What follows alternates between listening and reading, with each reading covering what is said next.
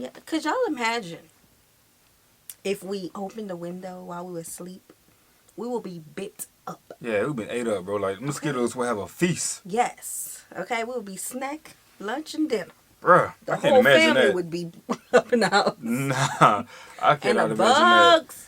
that. I don't want to talk about the bugs because we know like they got like bugs like that fly, some that don't die. Yeah. You can step on it so many times, they still gonna be alive. No, not in Texas. We ain't doing that.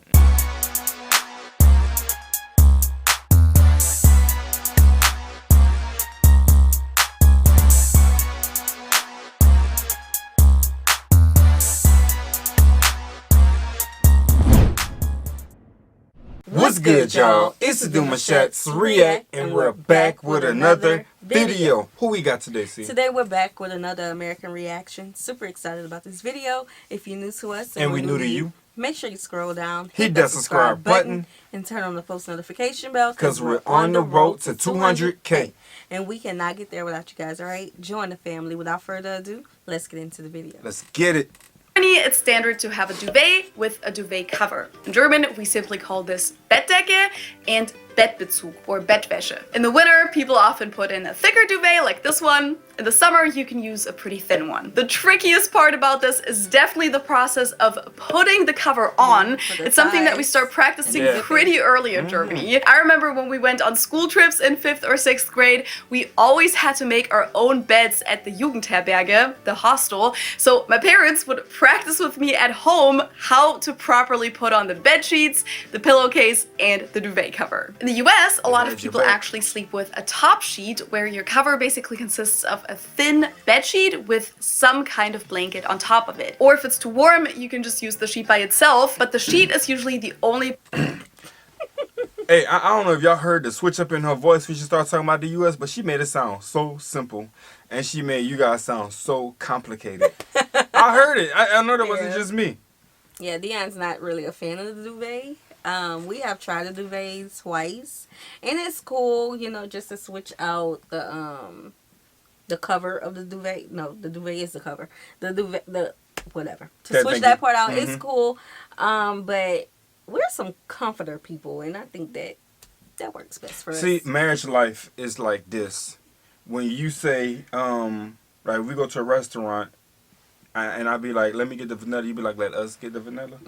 So when you order a duvet, you be like, we going like the duvet? Yeah. And I'm like, okay, cool. Yeah, because we sleep together. Yeah. You see, exactly. Yeah. Well, it lasts, like when I buy a new one, it lasts until it's time to wash it at the end of the week. And it just never get back on.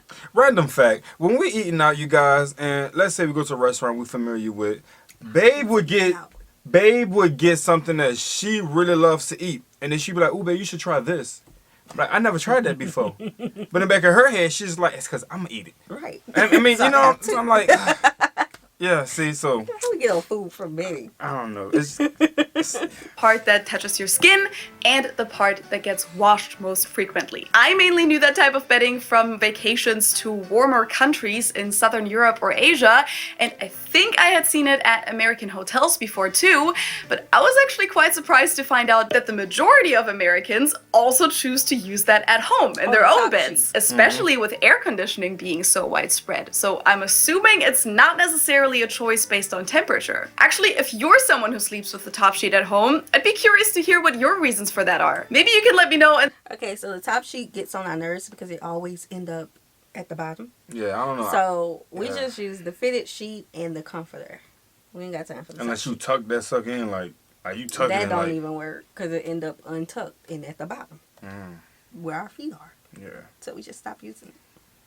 The comments below, because for me personally, the sheets always end up in a crazy mess by the end of the night, and making your bed with a top sheet is honestly a mystery to me. The other option that seems to be quite popular in the US, and that was completely new to me, is using a comforter where the outside is attached to the inside of the blanket. These are typically not put inside another cover, but they're used just like that as one piece. Some people do put them on top of a top sheet, but some people also just use them without one, and if you wash them, you wash the whole thing. Now, having a duvet with a duvet cover is also a thing in the US, but it's definitely not the most common option. According to this survey, only 11% of Americans use a duvet, and to get back to what I said at the beginning, especially among college students and younger people in general, I feel like this is considered a little fancier and maybe more grown up than just using a top sheet or a one-piece comforter. Before Ben and I moved in together, he always just had a comforter, but fortunately, he prefers the concept of a duvet as well, so that's what we have here in our bedroom. I mean, I honestly couldn't imagine it any other way. I'm definitely German at heart in that regard. To wash it, you just take off the cover and wash that. There's no need to wash the whole thing every time, and it doesn't get as messy as the setup with a top sheet. For pillows, that's what she meant by the inside is connected. Yeah, I think you tied. Yeah, no, in the comforter. Oh, it's connected, like, knitted together. Yes, like the comforter is the bigger, with the cotton and all that on the inside. Yeah, like feathers if you're fancy. Ugh, feathers, Lord. Feathers don't last. It's common to. They don't. I mean, when you wash it. Cotton. Yeah. Cotton stays more inside than a feather would. Like that one little piece of white feather come out. That's it. The rest coming with it. Right. Or when they ball up. What's the one when it starts peeling on the inside? I don't know, but we live in like a warmer climate, so we're gonna stick with the comforter. We tried it. Have pillowcases in both countries, by the way, and same goes for the bottom sheets that go on the mattress. I'd say fitted sheets are preferred in both countries, but some people also just use regular flat sheets. Now, before we get to the most shocking differences, let's take a second to talk about the things that you and your partner, or just you alone, do at night before you go to sleep.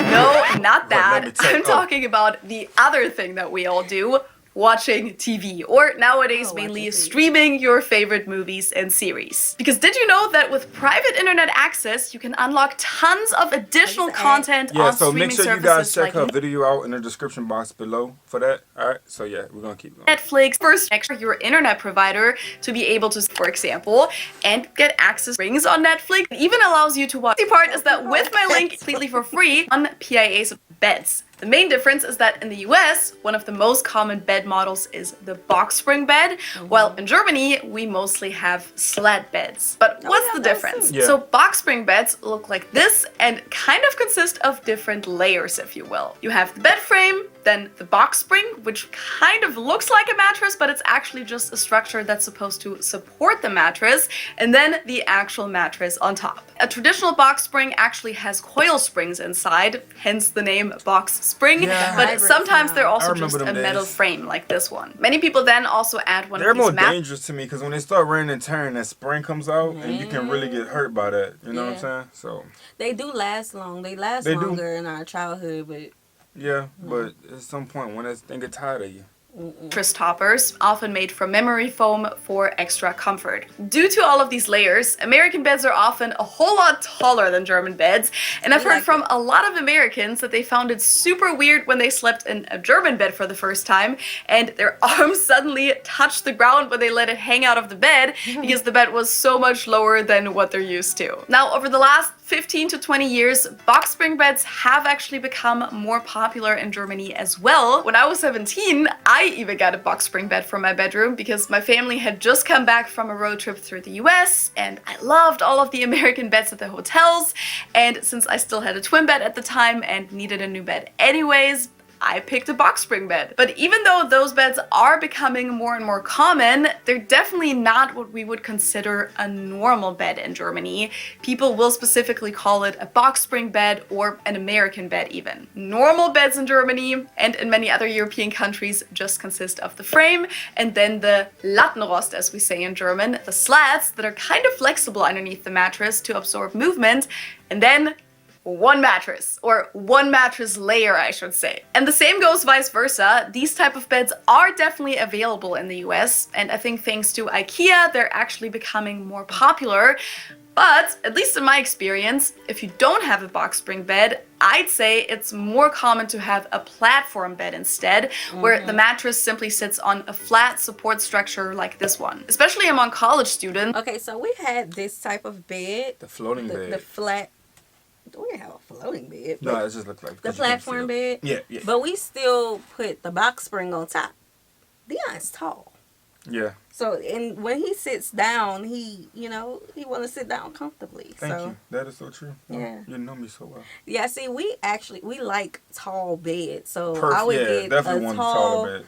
box spring and a tall mattress too. And then get a top on top of that. So we just sitting high in the air. Yeah.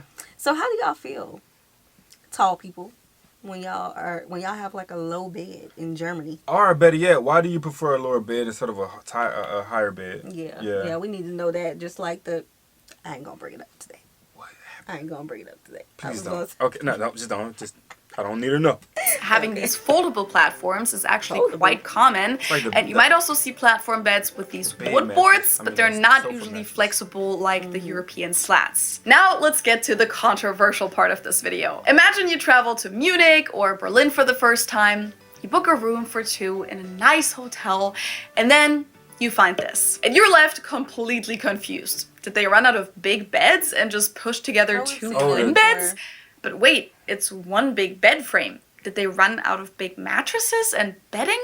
Or why in the world are there two mattresses and two blankets when you clearly booked a room for a couple? Well, I wish I could give you a clear answer for the why, because to be honest, I was never a fan of this either growing up in Germany. But what I can tell you for sure is that this is pretty standard in Germany. Having one big doppelbed, as we call it, a bed for two, but instead of having one large mattress, it'll just have two single mattresses in it and two separate duvets. My parents' bed is like that too. The weirdest part about that setup is definitely the crack in the middle of the two mattresses. Some people add like a filler piece to kind of close that up, but at least in my opinion, that doesn't really make it better. So why would a whole country choose to sleep like this? Well, most Germans explain it with practical reasons. Having two mattresses means that each person can pick a mattress that fits their individual body weight and sleeping preferences. Some people need a firmer mattress, others want their mattress a little softer, some people prefer spring mattresses. It's definitely given stay on your side of the bed. Right. That's what I'm hearing. Don't come over here on my side. But we have those mattresses now, like, like it rise up with the massager and all that. Oh yeah, it's still together though. No, we seen one before it's like separate. that. That's 2 and 2. Yeah. We seen that before. Yeah. Okay. Prefer memory foam. My dad even had a waterbed mattress on his side of the bed for a while. Many people also say that it improves their sleep quality because it doesn't affect them as much when the other person moves around. And I'm assuming that's the same reason why there's two separate duvets. You don't have to worry about your partner being a blanket thief, and it doesn't wake you up as easily when they roll around like crazy. Now, as I said, I was actually kind of the odd one out when I still lived in Germany. I never liked the idea of two single mattresses, so when I moved into my first apartment in Munich with my boyfriend at the time, we got one big mattress for the bed. But I remember that when we went to a mattress store, they basically turned us down as soon as we asked for a big mattress. Nein, you don't want to do that because you two have different fates, so you need a softer mattress than him. So I'm telling you, do not do it. So then we ended up ordering it online. What's interesting though is that the two mattresses... What you would do? Like, would you be sold on that? No. You want that full mattress? No, because I remember we went to a hotel and that was the type of bed that they had. Oh yeah. And the crack in the middle just don't make sense. Yeah. Scoot over. We gonna sit on this not sit. We gonna lay on this twin size bed together. Nah, I'm not. Thing really only starts at a bed size of 180 or 2 meters. Smaller beds that are 160 or 140 centimeters wide do usually have one big mattress. Which leads me to the next difference about beds, the sizes. I feel like beds kind of fall in perfectly with the overall sizing differences between the US and Europe, or the rest of the world. Logical, metric sizing on the one hand, and what seems like randomly made up units that don't relate to one another and make no sense on the other hand. So in Germany, some of the most standard widths for beds are 90 centimeters, 120, 140, 160, 180, and 200 centimeters, aka 2 meters, with the most common length also being at 2 meters. There are other models available as well, but these are kind of the standards that people usually refer to. And when you have a big double bed of 180 or 2 meters, that's when you might put 2 mattresses in it. In the US, the most common sizes are called twin, twin XL, full size, queen size, king we size, was and way- California king, Oh. which is longer but not quite as wide as a king bed. And it's not just the sizing of the beds that's different, but the bedding as well. So we're kind of circling back to point one, and this is actually another bedroom culture shock that you might experience if you travel to Germany for the first time. German pillows that look like this. Yes, they're big, square, and usually pretty fluffy and soft, so to many Americans, they're simply not supportive enough. Now, in my family, we always had rectangular pillows. Those are also common, but most of the pillowcases in Germany are actually made for the square pillows. So if you have rectangular pillows, you often find yourself tucking in the pillowcase to kind of manually adjust the size to your actual pillow. And at hotels, it's pretty likely that your bed will come with square pillows, so consider yourself warned. But for the most part, German pillows come in those two sizes, the square or the rectangular, and blankets usually either come in a one-person size or a double bed size for people who do want to share their blanket. Which is why in the US, I was surprised to find out that with every bed size, the blanket and pillow sizes change as well. So for a queen bed, you usually have a different size of pillows than for a king bed, even though your head obviously stays the same size. But I think this has to do with how the pillows... I mean, you gotta think about it, like when you resting, and like I don't know anybody toss and turn when they sleep, but your pillow's a rectangle, you're gonna still feel comfortable when you make that turn, then that next turn, then that next turn. But you got that square, you fall enough. Yeah. Your whole pillow, like. Right. And if you have a family like we do, the children gonna come in the bed too. So Yeah, and they then have room for them. rectangle pillow is enough for a few more heads. Yes, because our pillow, like with me, you know, I have a smaller head than the lion. I definitely have a bigger head than Dion. But me and at least two of our children can sleep on one pillow next to each other. But we don't sleep next to each other. They have their own beds. Yeah, they got still up the bed. And since your blanket is also usually supposed to cover up the entire bed here, those come according to the bed sizes as well. Let's take a step back from just looking at the beds and focus a little more on what's around it, or what's missing. Because when Americans go into a German bedroom, they often miss one very crucial thing. Okay. A closet. In American bedrooms, you typically find snap. a door that basically leads to a hidden chamber or alcove or even a small room to store your clothes. Watching American TV shows growing up, I always just thought that these kids just had a particularly cool bedroom with that extra little space that was perfect to hide in or play time machine with. But turns out those were actually just regular American homes. In fact, a room without a closet is oftentimes not considered a real bedroom. In Germany, bedrooms don't usually have a built-in storage solution like that.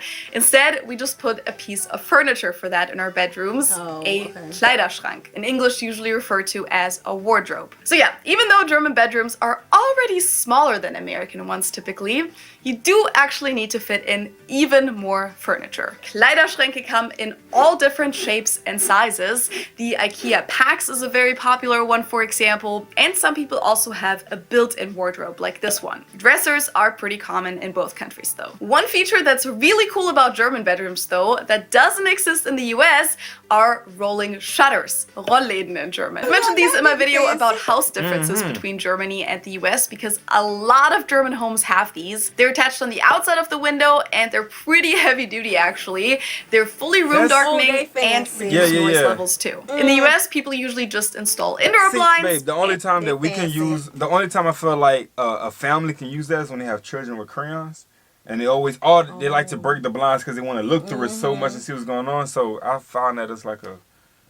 I actually like it on the outside, but that's practical though. Yeah. Y'all know how many times we purchase some blinds? Now our children don't do it, but like 2 years ago, we was purchasing blinds every month. Oh, it was bad. Man, it was bad. I was bro, heavy hand, just like, knocking them all off. You gotta pick it up and peek. So with these, do the window open at all? Yeah, that's the ones where when it open it, but you still have the. Okay, that's a lot. We'll have to see how that works. See, back in the day, we used to be here with it to pick up the blinds. Now we twisting it to open the blinds. Yeah. It's like So many different moments. Curtains, of course, but those aren't always quite as practical and room darkening as German rolling shutters. Oh, yeah, Speaking yeah. of windows, another big sleeping difference is that a lot of Germans prefer sleeping with open windows, even in the middle of winter. Some people like to it's open not them all the way, happening. others just have put them in the mosquitoes. tilt position that German windows can do. And that's not really something that I've seen people do in the US. On the one hand, Americans usually say it's too dangerous to sleep with open windows, especially in urban areas. Yeah. On the other hand, most American households have air conditioning, so they don't actually need to rely on open windows to cool down the temperature inside. And if they want a little breeze in their bedroom, they can just turn on the ceiling fan at night. Again, Or get make a sure to fan. check out my home differences video, but both AC and ceiling fans are not very common in German homes. Last but Yeah, not we did least, learn let's that. Hold talk on. about Yeah, could y'all imagine if we opened the window while we were asleep? We will be bit up. Yeah, we've been ate up, bro. Like, mosquitoes will have a feast. Yes. Okay, we'll be snack, lunch, and dinner. Bruh, The I can't whole imagine family that. would be up in the house. Nah, I And cannot the imagine that. bugs. a I don't snake. want to talk about the bugs because we know like they got like bugs like that fly, some that don't die. Yeah. You can step on it so many times, they still gonna be alive. You know, no, not in Texas. We ain't doing that. No, raccoons. I was thinking of that too. I didn't want nightmares, so I didn't say it. Whew. aesthetics and different interior design preferences when it comes to bedrooms. The first thing you'll notice is flooring. Americans seem to love carpeted floors and rugs. So a lot of American homes have carpet in the bedrooms and other living areas. And in bedrooms with hardwood floors, you'll find that more often than not, there's at least a rug underneath the bed. It's all about that cozy, warm, soft feeling when That you step out of presentation. bed in the morning. In Germany, carpet in general isn't nearly as popular in homes, and I've seen a lot of German bedrooms with hardwood floors, or parquet or laminat usually, and no rug to be seen. And that's actually another aspect where I've always been American at heart. The house I grew up in did actually have carpet, which again isn't very common in Germany these days, and Ben and I also have carpet at our house here in the US. We even renovated the bedroom last year and put in brand new carpet instead of going for hardwood floors because I personally just find it a lot cozier and just a little more homey. Aside from the flooring, you'll notice that a lot of Americans love decorations and making their bedrooms look like out of a magazine. A lot of beds here are full of throw blankets and sometimes even several rows of decorative pillows that It's people all about presentation. Yeah, that's my wife all day. Like, she has so many pillows, I can't even find myself sometimes when I wake up. I'm like, well, man. But yeah, I feel like they want it to feel like a home. They want it to feel full and not like just a space all around. You know what I'm saying? So, but each his own. So let me know how you guys prefer y'all bedrooms or your home in general. Y'all like to put things in places to make it feel full and authentic, or y'all cool with the empty spaces? You know? Yeah, it makes me happy. You know, oh, my room's so pretty. It's a vibe. Yeah. It's cozy. You know, it's like an escape. It's like walking into different locations of your house and feeling a newness about it. Yeah, it does something to the energy. Yeah, it's like the living room. We're not talking about the living room right now, but entering the bedroom, like I wanted our bedroom to feel like a spa. So we're gonna have on our what we have on our rain at night. You know, our nature sounds. Why you bring everybody in our room like that? It's a vibe. We're gonna get some rest. We're gonna sleep good. And another thing is, when it comes to those blinds, she was mentioning about how the light fixtures, like, it still peeks through. Some people just prefer a pitch black room. Yeah, and we have curtains. Like the curtain darkeners or something like that. Like, just everything is black. Blackout dark. Look at me. What is Blackout curtains. Blackout curtains. There you go. Like, some people just prefer it all black. Once that TV go off, it's like you're in the woods or something. Our daughter be like, Mama, Daddy. So we have to keep on a little light for her. Yeah.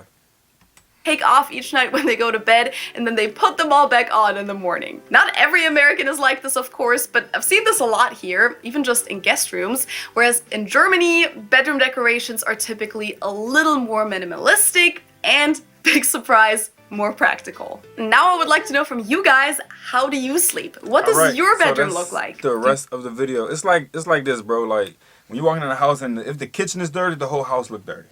You know what I'm saying? So when you walk into a bedroom and then when you see like everything is together, the room looks nice and put together and clean. You know what I'm saying? So. Yeah, it's like again, it's just a vibe. It's just a mood. It helps your mood. It does. And your mental health. For me, it does, because I write a lot. So Mm-hmm. I go to my room to escape and write, you know? Sometimes I go in my room, in my closet, in the corner, and I lay on the floor. Yeah. On the carpet. On the carpet. Yeah, because we had a house with just hardwood floor. It wasn't We did. hardwood. It Well, was. we had hardwood We talked floors about this before. earlier. Yeah. I felt like it was marble. Stone. Oh, it was stone. It was stone. It was stone, but we did have a house, like our first house, and it was just wood, and we had rugs everywhere in the kitchen. And let me mention, don't say that too little about me coming in the closet, laying down just to relax some time. I just like, I'm fine. I don't need nobody thinking there's something wrong with me. You know they got that one person who can start this little ant war, and then everybody start coming out the woods talking about something wrong with Dion. They No, just Dion be is fine. misinterpreting some things. Yes, I just got to make sure that's clear. I'm good. I'm good. Yeah, so this was a cool video. We hope you guys enjoyed this video with us. Like this video, subscribe, turn on the post notification bell. We have enabled our super thanks if you like to support the channel that way, as well as our reaction request forms in our description box below. We'll see you soon. Peace.